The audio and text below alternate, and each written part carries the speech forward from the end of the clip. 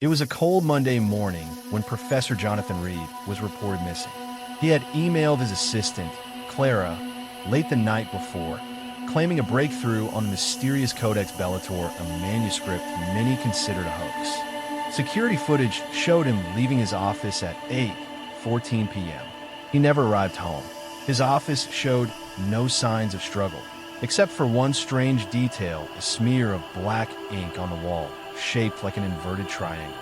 The codex was missing. Detective Aaron Miles took the case.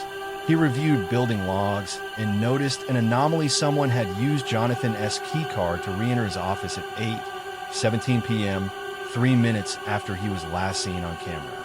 But there was no record of anyone leaving. Clara swore she left at 6 p.m. and knew nothing beyond the professor's email. Yet when Aaron searched Jonathan's house, he found a hidden answering machine. It played a single, chilling message. Jonathan, you were never supposed to read the final passage. They're coming. Burn it before the eclipse.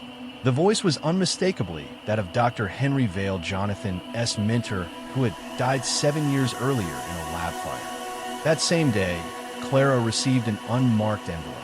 Inside was a map of the university library, with a red X drawn over the restricted archives.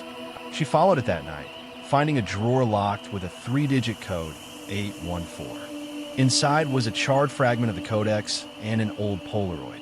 It showed Jonathan, Vale, and Clara as Father Long believed to have died in a car crash when she was a child.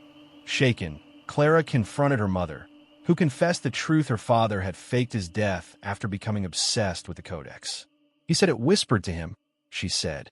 He believed it showed the future.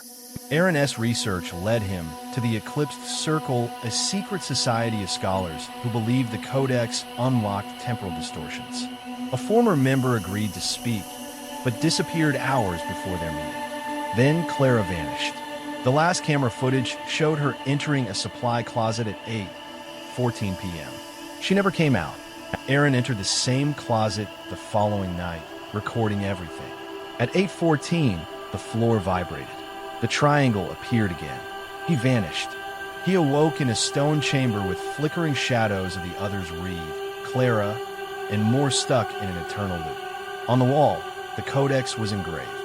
One final line stood out, in Aaron's own handwriting: to escape, break the loop, replace the missing piece. He turned only to see himself entering the chamber once more.